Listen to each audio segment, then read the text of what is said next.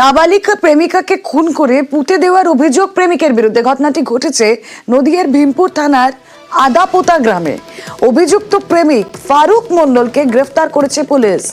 কি ঘটেছিল নদিয়ার ভীমপুরে জানার চেষ্টা করি।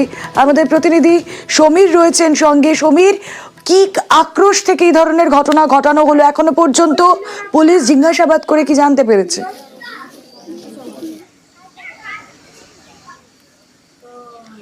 দেখো বলে যেটা জানায় যে গত বৃহস্পতিবার রাত থেকে আদাপোতা গ্রামের ওই নাবালিকা নিখোঁজ ছিল।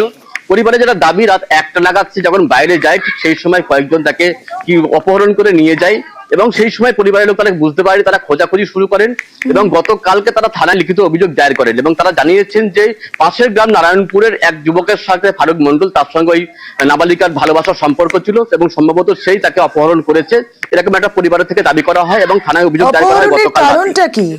অভিযুক্তকে গ্রেপ্তার করে এবং গ্রেপ্তার করার পর জিজ্ঞাসাবাদ করে জানতে পারে অপহরণের কারণ পরিবারের পক্ষ থেকে ওই নাবালিকার সাথে ওই যুবকের বিয়ে দিতে রাজি ছিলেন না এবং সেই কারণে হয়তো জোর করে তাকে বিয়ে করার উদ্দেশ্যই তাকে অপহরণ করে নিয়ে যাওয়া হয় বলে পরিবারের পক্ষ থেকে দাবি করা হয়েছে।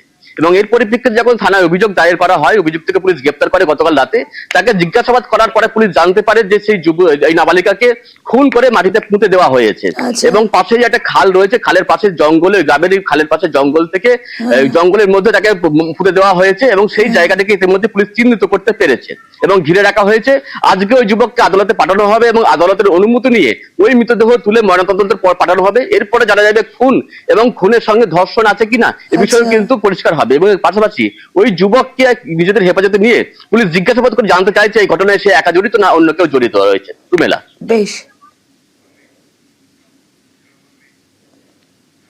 কমপ্লেন পেয়েছি মেয়ের বাড়ি থেকে। মেয়েটি 21 তারিখ থেকে নিখোঁজ ছিল, যদিও তারা কোনো এর আগে কমপ্লেন করেনি থানাতে।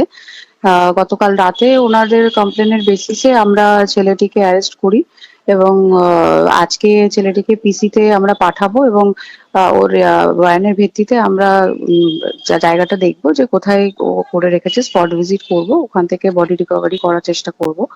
আর আপাতত পিসিতে না নেওয়া অবধি এক্স্যাক্টলি কি ঘটেছে না ঘটেছে সেটা আমরা বলতে পারবো না, তবে স্পেসিফিক কমপ্লেন আমরা স্টার্ট করেছি আর জরুরি পদক্ষেপ আমরা নেব।